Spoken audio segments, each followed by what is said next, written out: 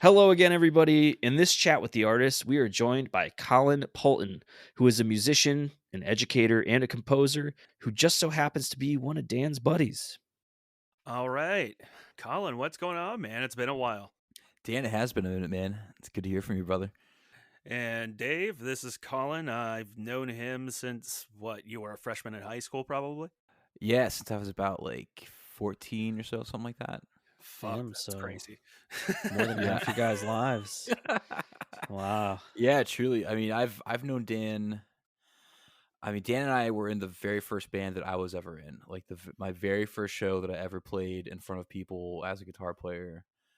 That wasn't like playing in youth group at church. Was with this band that Dan and I had. So, yeah, Dan and I go way, way, way back. That's rad. Yeah. Absolutely. I think he played your first out of state show because I think we played like a gig up in Massachusetts. So you were like, Yeah, we holy had shit. we had that weird gig in Massachusetts. Yep. That was so funny. It was like a It was hardcore a, show, yeah, and we yeah. were like definitely not a hardcore band. It was like at a church, and it was all like Christian hardcore bands or whatever, and we were like a Christian band, but yeah, we were definitely not nearly as heavy as all the rest of the bands that were playing. Like some kid got like it was one of those shows where like all the other bands were kind of like staging their gear on like the side of this like church hall or whatever. And I remember seeing some kid like getting moshed into like a drum rack. It was like holy shit. Those shows were crazy where Yeah. your gear got thrashed up because it Yep. was on the side of a pit. Yeah. Yeah. Colin knows all about it. We used to go to shows at the Knights of Columbus in Wallingford. hmm Like shows were exactly that. If they didn't have the table set up, it was just gear lined up on either side of where you Yep. play. Pure Yep. violence.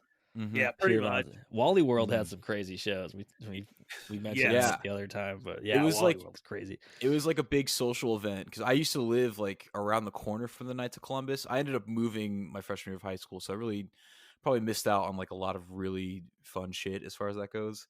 But I distinctly remember like Madball played at the Knights of Columbus that freshman year, and that was like a big social event.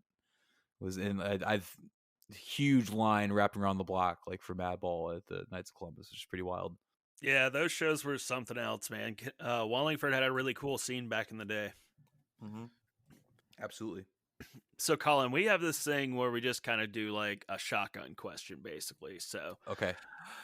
So you're playing a gig. Doesn't matter if it's Broadway, abroad, whatever. You're playing Yeah. a gig. You're doing your thing. You're having a great fucking time, and then you just happen to catch something out of the corner of your eye, and it completely distracts you from what you're doing. Essentially, what I'm getting at is, what is the wonkiest thing you've witnessed while playing a gig? Oh man.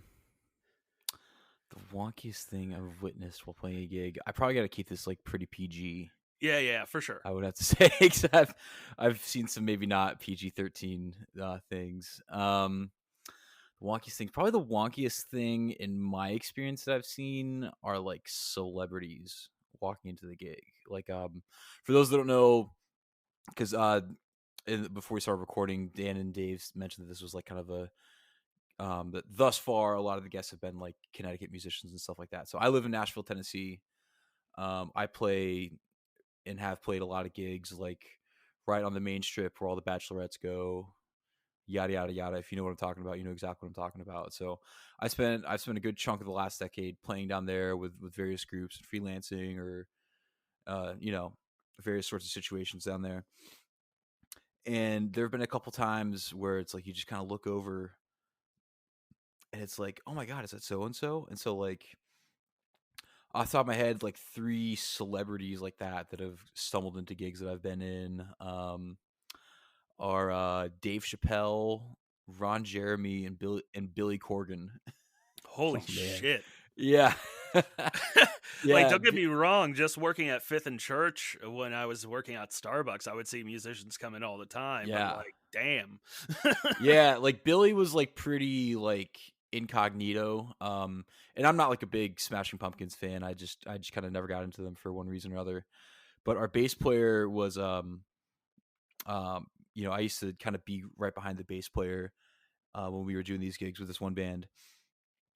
And just over to our left, we see this guy come in, and he kind of comes back over to me. He's like, "I think that's Billy Corgan, dude." And he kind of like makes eye contact with him, and kind of points at him. He's like, "Are you, kind of one of those things, like very like not trying to draw like attention to him, you know what I mean?" But the guy kind of like nodded or whatever, and he kind of was like, "Respect."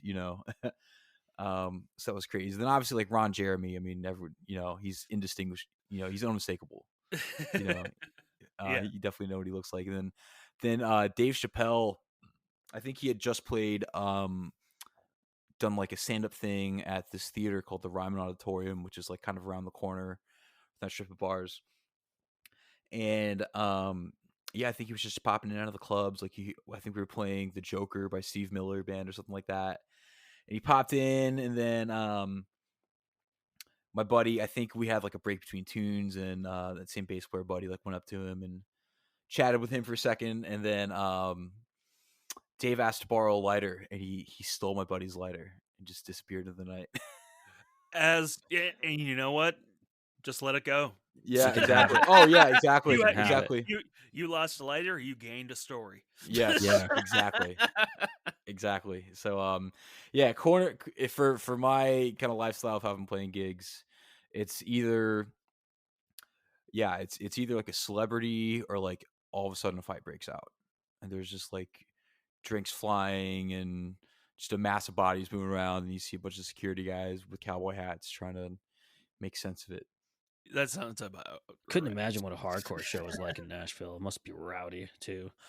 I've never really been to a lot of hardcore shows here, to tell you the truth. I mean, there are like a couple of bands. Um, and I saw Shy Halud here once. There was like a DIY spot that they came through. But it's one of those things, man. Like, there's not like I'm not gonna say that there aren't like heavy bands here. I just feel like a lot of the people that gravitate to live in Nashville that are into heavy music, um, that's just not typically what they end up playing. You know what I mean? And they're definitely like there are, like I said, metal musicians here and hardcore musicians here, but it's almost like that was what they did before they moved here, and some of them still have like a foot in and a foot out from that maybe, but there aren't like those people aren't necessarily getting together and starting like hardcore bands. You know Yeah, what I it mean? makes sense with the area. I Yeah. mean, it's understandable. I think what was Whitechapel's from Knoxville, right? Yeah, Yep. Whitechapel's from Knoxville. Yeah. And I mean, and I think Norma Jean was from like Atlanta.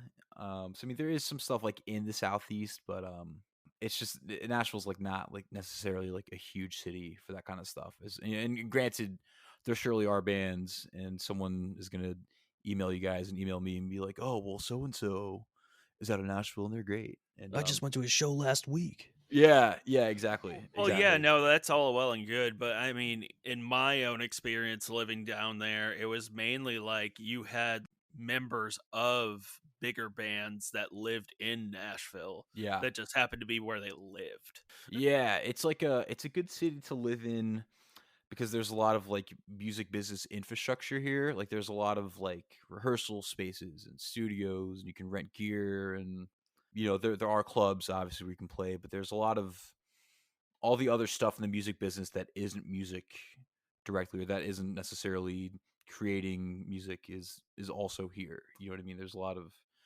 yeah, infrastructure is, I guess, the best way to describe it. Yeah. Well, yeah, you have a lot of like the executive buildings, distribution, Yeah. stuff like that, hmm licensing. Yeah. Yeah. All that really businessy stuff. Big music city. I mean, hmm it's Yeah. one of the biggest music cities, but Austin's another pretty Yep. big music city. hmm And we're simpletons out of Connecticut. hmm We got some reputable bands out of New England, but Absolutely. it's no Nashville. hmm No, different thing. Yeah. Yeah. Yeah, difference. So I know you play guitar. Yeah, man. Did you start on guitar? Was that your first instrument? No, my first instrument was drums actually. It's always I drums. You see that, Dan? It's always Yeah, I drums. know, right? I know. It's wild. Well, I was actually explaining this actually to someone earlier today because I have I teach a little bit as well, and so I was having to tell this guy that like I don't know if his 10-year-old is like quite there, like to where like weekly guitar lessons would necessarily be beneficial versus like because he's been taking like piano lessons and like a piano or like drums, you can just kind of start banging on it and you can get like you can start sounding okay, you know, with a little bit of gumption. But there really is like coordination and technique and stuff to even just get like a decent sound out of a guitar that kind of takes some time. So it's I'm not surprised a lot of people start with drums. For me, my dad was always playing in like church bands and stuff like that. So he was around a lot of musicians. And my uncle, he still lives in Connecticut. He's a drummer and he like teaches and does like he was actually a very like early YouTube drum guy and was Oh like wow, I didn't know that. yeah, he was like way ahead of the curve on like having a channel on YouTube and being able to do like home recording and like having mics and preamps and all that, like early 2000s, you know what I mean? That's awesome. Yeah, and so he was like playing around like New York and Connecticut a little bit at one point. And so I have very early memories of like getting like a kit when I was like 5 or something like that. And I didn't really do anything productive with it for quite some time, but then I did percussion in like elementary school, like all the way up through high school and stuff like that. And honestly, I think Dan, the first time that we got together for the initial Paranoid with a Y rehearsal jam situation, I brought all of my guitar stuff as like kind of a backup. But I went in there kind of being like, yeah, I'm a drummer, I like do play a little bit of guitar too, kind of, but like I'd been playing like maybe like 6 months at that point. I hadn't been playing guitar for very long.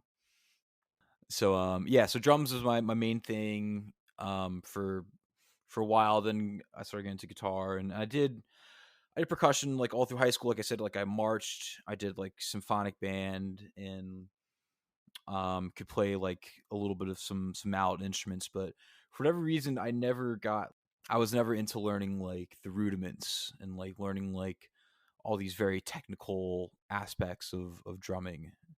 You know what I mean? For whatever reason, all that kind of stuff on guitar fascinated me more, and like music theory and stuff like that. Like just for whatever reason, there was just something about the guitar and the minutia of all of that that was a lot more interesting to me than all the drum minutia. I feel that. Mm-hmm. Yeah. Yeah. I've always wanted to play drums, but as Dan and I were talking about in a previous episode, my parents didn't probably want to hear that shit. So, Mm-hmm. Yeah, definitely. I was definitely very, very lucky to have two parents that were both musical and that supported it from the jump, and that were okay hearing it. Yeah, absolutely. I can relate to that. I don't know how my parents put up with it. Mm-hmm. Yeah, because you had older brothers too that were also playing. Yep. Mm-hmm. Yeah, it was wild. Like Dave, I wish I could like describe this to you. So I had this unfinished basement in Wallingford, and I like could. I'm right there in my head. I'm right there in my head. all right, and this was like a ranch style house with an unfinished basement, and it's like sectioned off. There was like the middle, then there was the part that leads out. That's like a workshop that goes out into the garage, and then all the way to the left, there was the slightly finished room, and by slightly finished, I mean there were like electric heaters on the ground, and then there was actual Just like like a couch drywall or put up. two. There was drywall put up.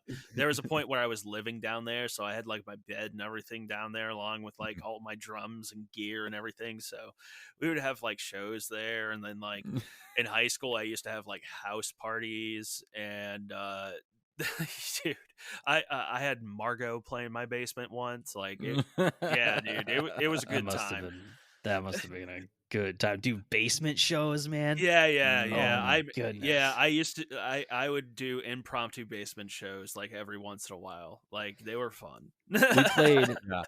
I played 2 birthday parties in my day, and I'll never do it again. After the second one, the whole band was like, "Never book a Mhm. birthday party ever again." Uh, the first one was at some kid's birthday. Actually, he was like his 14th or 13th birthday, and it was for a band I was in high school. And he's going to be on the show. I asked him. He's like a DJ. and he's gonna come on and talk. So it's kind of funny that I still talk to him. And Oh, I that's met him, wild. yeah, I met him there, yeah. And he's gonna probably do it live. He's actually pretty local. He lives down the street from me right now, so it's kind of funny. I met him in Newington, so it's That's crazy. yeah, it's funny how that works out. Mhm. But that was an interesting one because like the lights were on. It was like a finished living room. The parents were watching. It was just like you got a metal band in your basement. And it's just like 12, 13, 14-year-old kids. And you're like I think I was like 18, 17 or 18 at Yeah. the time. But all the dudes in my band were like 24, 25. They're all older. So Oh my super god. weird for everybody. Yeah. And then the second one was years later, and we played somebody's basement to where we brought all our gear. I had an Ampeg 810. We had 12 space racks and live-ins and all this stuff. We brought everything downstairs into this kid's basement. Our PA system, brought our board, our mixer, everything. We set up shop, and we made the show like we were playing the Palladium. There were like 80 kids in this kid's basement, and we Oh blew the my god. power. So these kids walked across this, the kid whose parents' house walks to the next door neighbor and asks if we can plug the entire basement setup with an extension cord into their house. Oh my god. And we played the rest of the set, but there were so many people in this person's basement, and it was like dead August in Newington. There were so many people in this basement that it was raining. The sweat from these people and breathing, Oh my the god. Oh condensation, it was man. raining on our stuff. It was raining on us. It was one of the most That's disgusting shows I've ever crazy. played. Oh And wow. after we were done and we got everything out of this basement, because we had to put everything like through like a Storm Like a hatch? doors. storm doors, yeah, Yeah. the hatch into the basement. I almost forgot. I haven't had a basement in 10 years living in Southern California. There's no basement. Yeah. But oh man, never again basement show. Yeah, that's a rough load in going through the storm doors for sure. Jeez. We I used had to to do it to move my stuff out of my practice space. I don't want to do it to go to a show either. Yeah, exactly. I had a similar experience. It wasn't raining, but I remember going to a basement show. It's probably one of the last basement shows I went to. There was this band in town called Diarrhea Planet, and they were like a punk band. Setup They're is really perfect great. already. They're really They're great. awesome. I still have that 7-inch that Yeah, you gave. yeah, they're awesome as hell.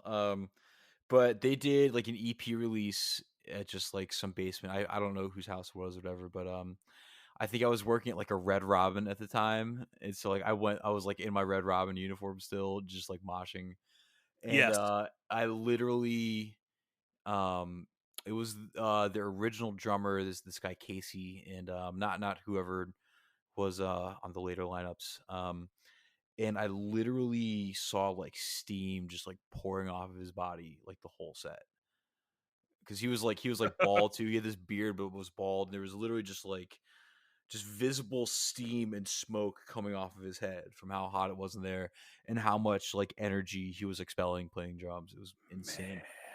Yeah, Ugh. some Master Roshi vibes. You guys, it just made me think Diarrhea Planet. Such a good name. I got to go listen to it now. I've never Yeah, heard of Yeah, them. they're dude, awesome. I'm gonna send you a link. Did you guys see the band Silly Goose? What? No. It started, I think it was back in March. They did a tour called Silly Fish Gorilla Tour, and they would play their sets in like fast food chains, like Subways. And like yeah, but they had the show set up. It's like what they were allowed to be there. Like their Mhm. whole tour was done in like fast food chain restaurants. It just reminded me of that. I don't know why. I don't That's know why wild. Diarrhea Planet reminded me of that, but it just felt like Silly sounds Goose, terrible. Diarrhea Planet. Yeah. Actually, there's like a million videos of them playing this one particular tune I'm sending you. But the second link instead is like OG early days, like just raw in some shitty club in Hell town. yeah. But they had like 4 guitar players towards the end, and they could like actually like play too. Like one of the guitar players studied classical guitar. Um, they were very good for as absurd and hilarious as they were. Like they were actually legit and could actually play their instruments. It was great. I love the name of that song, Ghost with the Boner. Yeah. So funny. I'm gonna check those videos out. I just peeked at it, and it was the aesthetic was definitely what, like 2008, 2009, or something like Yeah, that. It was, yeah. yeah, you could see it in the hair and the shirts. Oh, absolutely, absolutely. But yeah, since we were on the topic of venues, so you've played a few haunted coffee shops, is that correct? So just the one. So there's Okay. one specific haunted coffee shop, which I don't think is even open anymore. It was a place about maybe like 45 minutes kind of southeast of Nashville called Murfreesboro, which is kind of like a college town. And there's a school there, Middle Tennessee State University, and so um, they also had like a really good music program. Lots of really good musicians, lots of good like audio engineering classes and courses and stuff you could take as well. And so there was, I was at Belmont, which was like in Nashville proper. But there was definitely some intermingling between us and MTSU bands for sure. Particularly because one band I was in at the time was like a jam band, so we got kind of linked up with these like MTSU jam bands, and so we would start to play out there a little bit. And so, yeah, we did this one gig at this place called The Grind out in Murfreesboro, which doesn't exist anymore. But yeah, it was like a cash only haunted coffee shop, Hmm.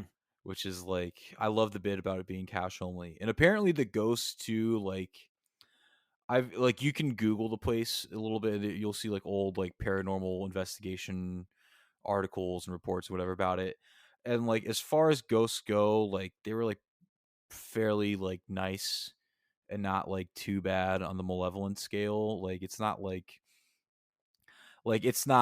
the ghosts of like some gruesome murder, probably. You know what I mean? Or like people say Yeah. downtown Nashville is haunted because that's where they used to like have the slave trading marks before the Civil War and stuff like that. So like places like Damn. that are probably haunted with like fucked up stuff. Yeah. But these ghosts, from what I understand and from the lore of the place, it was like, yeah, you might see a whatever, no big deal. It's just kind of the charm of the place or whatever. And yeah, man, that was such a weird show too, because the room was so tiny that we actually played in. It was like this small back room that was honestly probably meant to be like the office of the place, but they Oh decided wow. to put a PA in there and like play shows. And so we played to maybe like 10 people. It was not a very well attended show. Because it was like kind of like in like a strip mall, and it was like a weeknight, you know what I mean? Yeah, yeah, I know how that goes. But it was definitely cool and definitely vibey, and there was definitely like we had some kind of psychedelic moments in our set, and there was definitely a little tinge with the supernatural at one point. Like we had this one song called Mammoth Ride, where we would go into this big like spacey noise section, and I played guitar in the band, but we actually had like a floor tom set up just kind of off to the side. I think Dan, I think you saw one of our shows once, and for That this was one tune, Montezuma, right? yeah, it's Okay. Montezuma Fire Machine. And so for this one particular song, I would kind of like during the spaced out section, I wasn't even playing guitar. I was just like kind of like doing weird kind of avant-garde, just like drumming stuff on a floor tom. And I'm in the middle of doing that, and kind of like half playing that and half playing the drummer's kit a little bit, like hitting some cymbals and a little call and response with him and kind of stuff. And I look over, and our fiddle player and like two members of the crowd are like on the ground, just like in lotus pose, just like I just looked over there. I'm like, oh my god, they're having a séance. Just like they're like trying to commune with the haunted ghosts at this coffee shop. And it was quite bizarre. That's um, wild. yeah, it was really strange, but it was cool. It was very cool for sure. And it's one of those things that you just don't experience unless you get into the arts and like play in a band and just do weird stuff. It's I like someone just like working at a bank has never had an experience like that. And it's Yeah. definitely a De- great thing to take Definitely away. not. Well, a lot of those old theaters and clubs are old, and Hmm. especially like the brick buildings. Those things Yeah. are, a lot of them are 100 plus years old and have been Hmm. repurposed and turned into bars or clubs. Yeah. I was gonna ask. I was gonna be like, "Oh, did it do stuff like pull out your input while you were in the middle of playing and sabotage you or something like that?" Those types of No, no, nothing like that happened. I think we were just maybe a little extra inspired that night in kind of an intangible way that you can't so it's quite a put your finger on. positive experience with the supernatural. Yeah, I would say Nice. so. That's good. Yeah, That's always it a does. plus.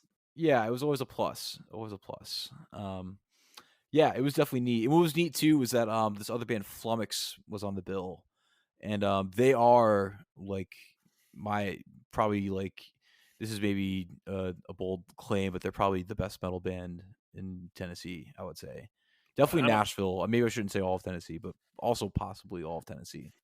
So shout out to Flummox. They're still doing it. Like this show was like over 10 years ago, and they're still playing shows and touring and shit like that, and just absolutely killing it. They're really great. Good for them. Good. Anybody that's still doing it, good for Yeah. you guys. You Absolutely. know, Yeah. Yeah, exactly. it's a hard thing to stick around with, especially the last Yeah. couple of years. I could not imagine what it was like being in a band that's actually trying to play shows, or a Right. band that's almost they're basically their livelihood is Mhm. touring. That must have been really crazy. Yeah, they're still doing it. They're still writing music and putting records out. And I was on a bill with them last October or so, and they're one of their guitar players actually played with a band that I was playing with, which we'll talk about that group a little bit later. She played bass for us that night, and she's a guitar player, and she just came in and just crushed and was just phenomenal on bass with us. And so yeah, they're all really talented. Go support Flummox. They're phenomenal. Can't say enough good things about them. That's what's up. So you mentioned a little bit earlier, I think before we started recording, you play, you do a lot, you're multifaceted with music. Not only Hmm. do you dabble in other instruments, but what other styles? Like you just mentioned fiddle, so and being Yeah. in the area, I can only imagine. What other if you played in bands with Dan, you've done metal, you've done other things. So Yeah. Yeah, I've done metal. So Montezuma Fire Machine, we were like prog rock. We were like instrumental. Um, I think that we all kind of came to the band with our own influences. Like the bass player was into like Fish and like jam bands and stuff like that. I was more into like the prog and fusion kind of thing, and it was the kind of thing where it's like I think we had like 6 people. I think we had 7 at one point. We had Keys, but then we ended up we did like an EP with Keys, and then we did a full length without Keys. And so that was 2 guitars, bass drums, tenor saxophone, and violin. And so it was like the kind of thing where like you would have like 2 people in the band that were like really into the same thing. And there was lots of these weird kind of like connections like that. Like me and the other guitar player, we were both like really into like Metallica, but me and the bass player were both into Pink Floyd, but me and the drummer were both into like Frank Zappa and like Yes. But then me and the sax player were both into like jazz. But then me and the fiddle player were both into like sleep and like stoner metal and stuff like that. So that was just kind of from my kind of nexus, like I feel like um everyone in that band had their own type of relationship to everyone else, as far as like having a couple things that like they kind of connected on that maybe not everyone else in the band jived on, you know what I mean? So it was a pretty eclectic thing, but it was a lot of fun. I played drums in a metal band as well for a little bit when I was first in town. We were definitely very like Sleep and Black Sabbath inspired for sure, kind of during that early bit of that kind of like recent kind of stoner metal resurgence. But then I've also played in like funk bands. I do a lot of like wedding band and private event stuff now, so that's a lot of like pop and soul and R&B. Let me think what else. Obviously, I've done like the country music thing and like Americana kind of stuff. Right now, I play with this artist, this guy Stevie Redstone, and he's from LA, like kind of born and bred. He's been in town for about a year and a half or so, and he has this really cool, like almost Elton John style, like piano fronted rock and roll kind of thing. That's really cool. And so playing with him is a lot of fun. What He's got a else? dope name. Yeah, a real dope name. Great stage presence, great performer. We're actually about to do let's see, it's May 3rd as of this recording. So we're going to be doing every Friday night. We have a residency at this club in town called the Underdog. And we're going to be recording like every set, and then we're going to kind of release like a live record that's, excuse me, that's kind of like the best cuts from all 4 nights. So that's going to be really exciting. That's sweet. Hell yeah. That's sweet. Yeah.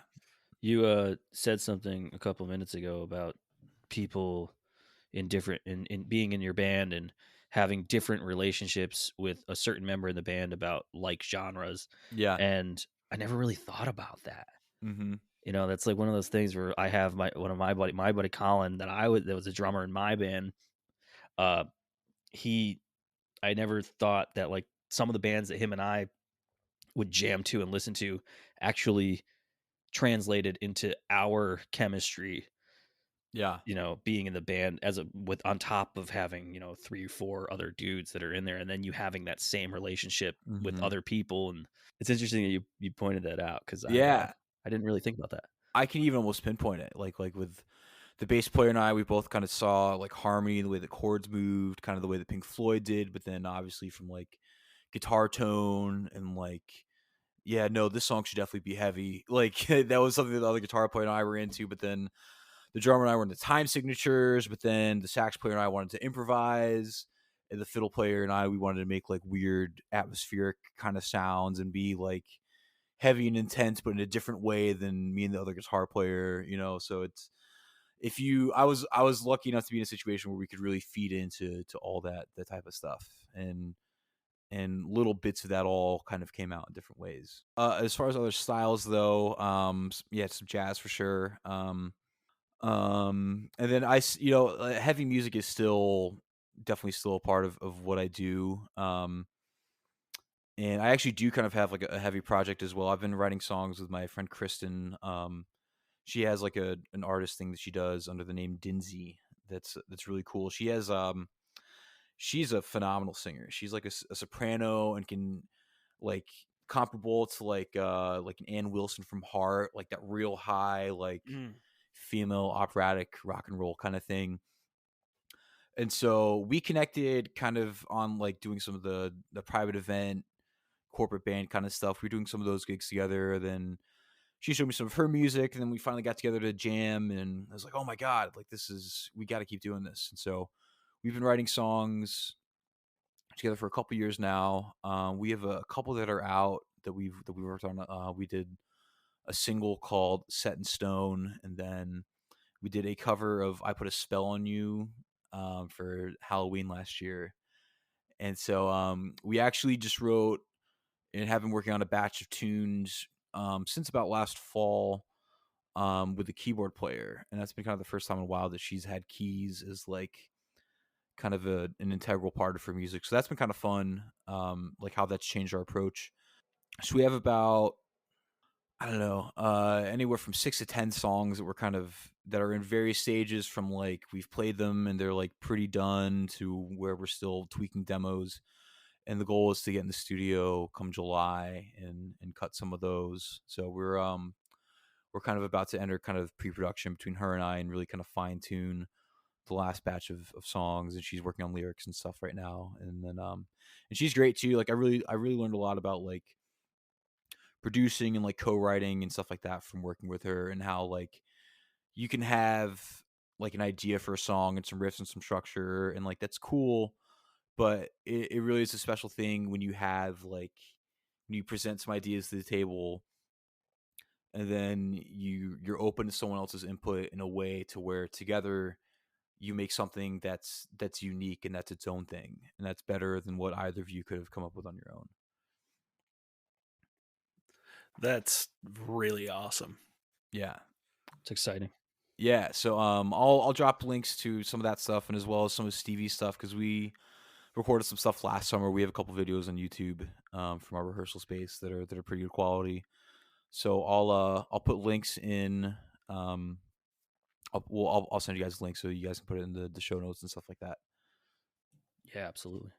Well, this conversation's been really awesome, man. Yeah. But another thing, I know I've had this moment, Dave. I'm sure you've had this moment, but Colin, Uh-huh. I'm just curious. What was like the first gig? I know you've been playing a long time. You've played a lot of gigs. What was a favorite gig, or maybe that first gig where you walked out on stage and you were just like, "Holy shit, I'm doing this." Yeah.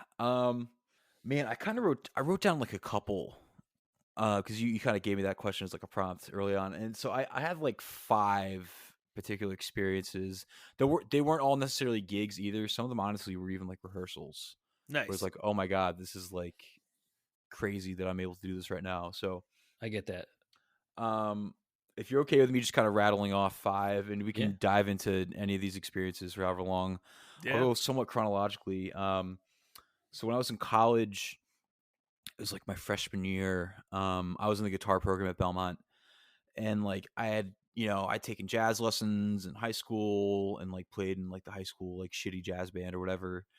Um, and knew enough about it to like pass the audition, yada yada yada. So I was in, but you get to music school and there's some cats where it's like that's like their thing that they've been doing, and so I got to kind of fill in for one of those guys on like some on campus like event where they wanted like jazz, and so um, it was a real cool moment, like this real like sink or swim type feeling where it was like, okay, the band leader's just calling tunes and he's gonna point at me when it's my turn to play something, and here we go, and I think I generally swam, I think I think I did okay.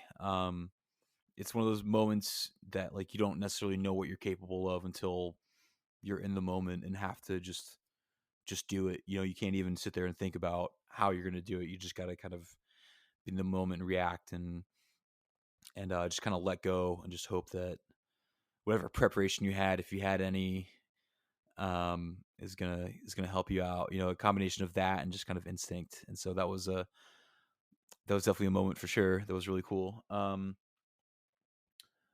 And then so fast forward from that, I got the opportunity to play music in Brazil a few times. That was really neat. I was playing with after I left Montezuma Fire Machine, I started playing with this artist named Chris Weaver, and that was my first like gig where like we were making some money and it was like a professional thing, and we were doing like the Broadway thing and doing like private events and like lots of different. It was my first like exposure into like professional gig life, and I learned a lot, and it was a really great experience. Um, and we had the opportunity to go to Brazil. And it's such a wild backstory, but we ended up getting this slot on this festival. It's like it was like the Brahma Valley Festival or something like that. This was like 2016 or something like that. No, no, not even 2016. My son had just been born. It was like 2014. And so we're playing this festival. We'd been in Brazil for a couple days, whatever, and this was like kind of the big pinnacle event that like we were kind of down there to do. Um, and it had just been like raining all day, and I'd never really like played a festival. I'd never even really like gone to like a festival before, and so I was like, is this like just gonna happen? Or are we just like gonna play in the rain? Is this like a real thing that's happening right now? And I like like everyone that was like on the crew for the band that was kind of hosting us or whatever down there, we're just carrying on like just business as usual. Like this is how it goes. You just play the festival in the rain sometimes. Oh And they my were like god. covering our pedal boards with like saran wrap and shit like that. It was kind of wild.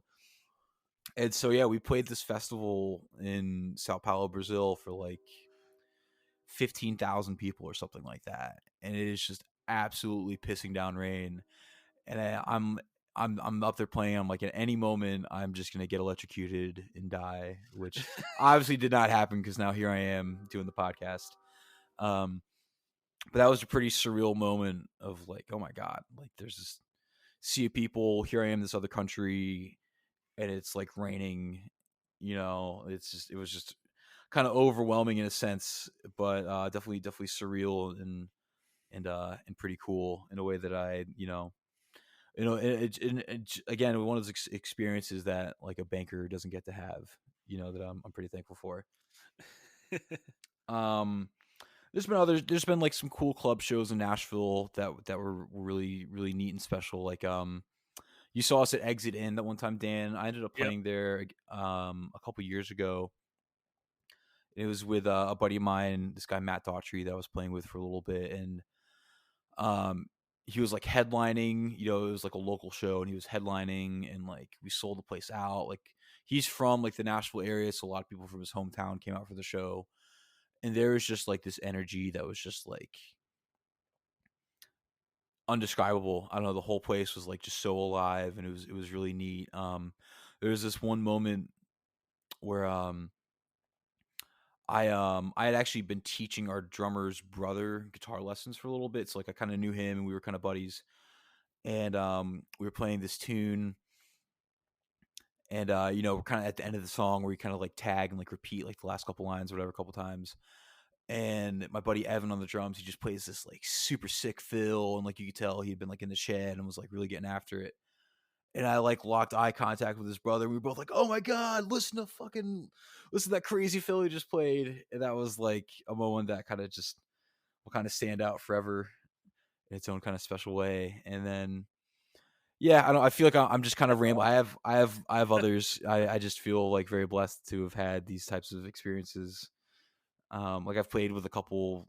I got to play with Chris Myers, a drummer from Humphreys McGee, at a club in town, Hell yeah, just that's doing like awesome. real whacked out like fusion covers and stuff like that. And that was just kind of cool to be able to just like on a Friday night be playing a club in Nashville and be playing like Mahavishnu Orchestra and like just really like left of center like heady fusion stuff, and the whole crowd is just there and vibing into it. And then the rehearsal one was I had this opportunity to play some songs with Dave Ellefson, the bass player from Megadeth. No shit. That's Yeah. rad. Yeah, it was pretty sweet. And the gig itself was cool, but like the rehearsal was almost even more memorable in its own kind of way. Um just because I mean you always see the shows of like big bands like that, but you don't ever see how these guys like interact with like in a rehearsal. And like everyone there was like a local like Nashville player or whatever. There's this guy Tyson Leslie who lives in town and really has facilitated a lot of really cool stuff for, like the metal community. He runs this event called Rare Hair that happens. It's like a quarterly show or whatever. It's basically just like a big metal tribute night, and people from like um probably more of like the metal like A-lister folks that live in town that Tyson knows from his music business stuff. They'll get up and like they'll like play a cover tune, like some like Dokken B side or just some whatever, you know what I mean? And so this was kind of through one of those events was playing some tunes with Dave Ellefson. And and so like everyone that was there like was someone that like Tyson asked personally to play. And like so like we were kind of like rehearsing the tunes, and like Dave walks in, and we were all just like kind of like, oh my god, this is fucking crazy. Just like being in this small like rehearsal room at one of the rehearsal halls in town with like the bass player from Megadeth, and then watching him just like play bass like these classic Megadeth tunes with just like people that we know from around town that are just normal musicians that are just out there grinding it and playing the same types of shows that any of us have played. You know what I mean? That was a pretty surreal moment. So I know that was kind of a lot. That was like five kind of different things, but I just feel fortunate that I've been able to have these types of experiences here for sure. All good stuff, man. A lot of Mhm. people don't. I mean, if you really think about it, yes, there's a lot of musicians out there, Yeah. and there's lots of bands.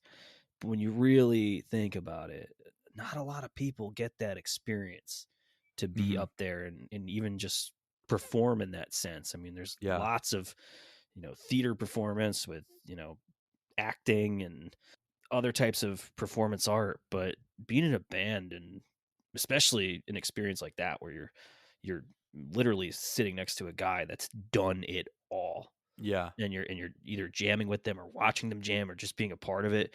And then on Mhm. top of it, dude, being in the rain in what Brazil, with Yeah. a sea of people, that's a gnarly Yeah. story, man. Yeah. That's cool. It's yeah, that's something Mhm. you'll never forget. Mhm. Absolutely. Yeah, it's one of those, rare scopes of experience of being a traveling musician or gigging at all. Mhm. You just experience so much crazy stuff. Yeah. A weird little bit about the Brazil part was that that trip we were over there like over Thanksgiving. And so obviously Thanksgiving's like a pretty like American holiday, but our the people that were kind of hosting us, they tried to make like a, they had like a on Thanksgiving Day, like we like had like a big meal and stuff like that, but it was like it wasn't turkey, it was like squid and like seafood, and it was and obviously a very like well-intentioned and well-meaning gesture by them to kind of give us like a Thanksgiving kind of chill day. But it was just so funny to be eating like seafood on Thanksgiving like that. And then they also, the other kind of crazy thing was in Brazil they don't have Thanksgiving, but they do have Black Friday. Yeah, and so we didn't like go into like the shops or anything, but like you could see ads like on the highways and stuff like that of like Black Friday sales that were coming up, and that was kind of like, whoa. No feast, but we'll raid a store like a bunch of bulls running through a ring. Yeah, Yeah. yeah, exactly. That's different. Hey, I wouldn't be opposed to some seafood on Thanksgiving. You have the Just normal change it stuff, but up. yeah, Yeah, for yeah, Like sure. think of how many times you've had turkey in your life. Like, is right. turkey even like actually that good? You know what? People are gonna hate me for it, but my least favorite part about Thanksgiving is the turkey. I Yeah. like it, I'll eat it, but no, it's the taters, the Mhm. the stuffing. I'll just eat just that cranberry sauce. Just throw that. I'm a Yeah. child. I'll Well, the just problem is that like a lot of the time when it depends on who's cooking it and Mm. if they actually know what they're actually doing. Because half the Right. time, if you get one of those birds from the store, it doesn't matter if you follow the directions. The breast is always Yeah. drier than everything else. Uh-huh.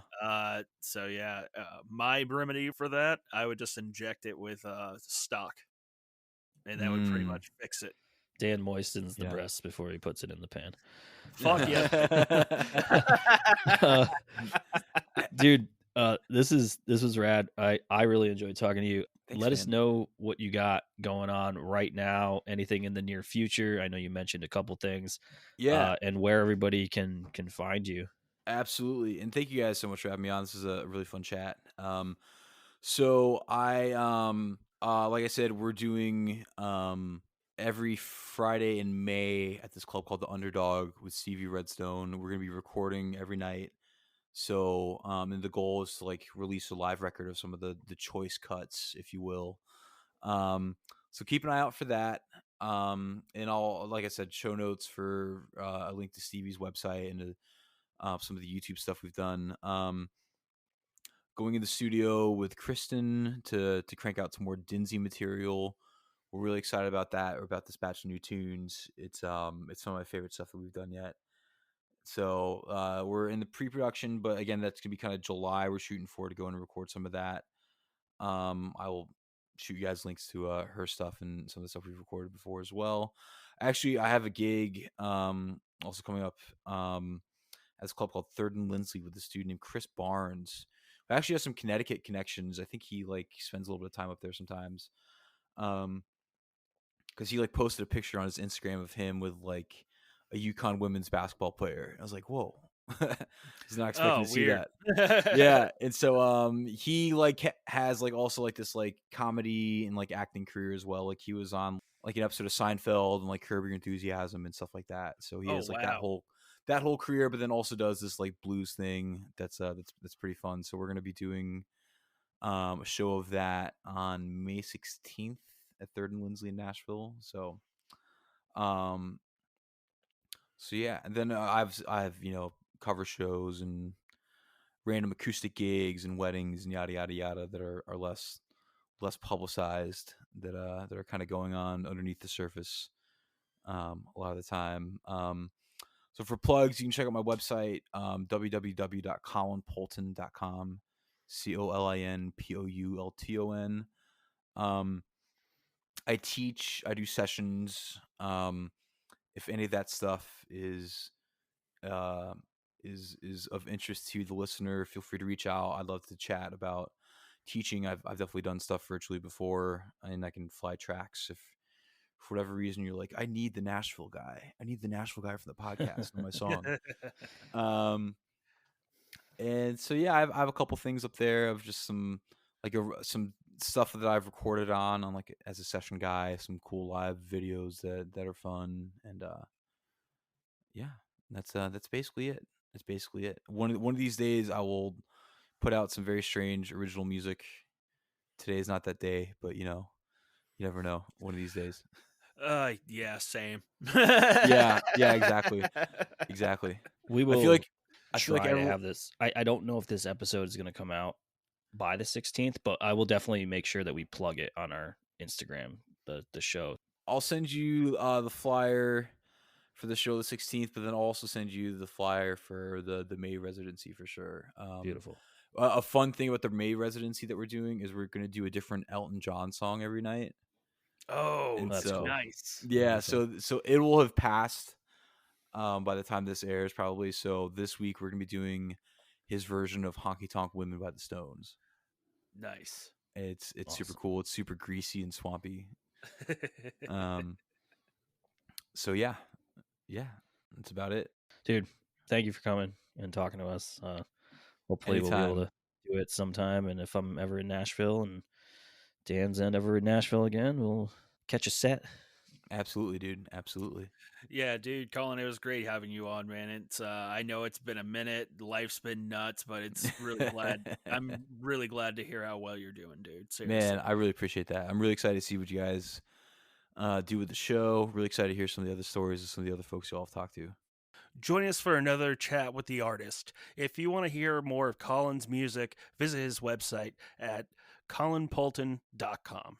Remember to follow us on Instagram at Tales from the Soundcheck Podcast. Spotify allows you to listen to the show, follow us, and rate the show.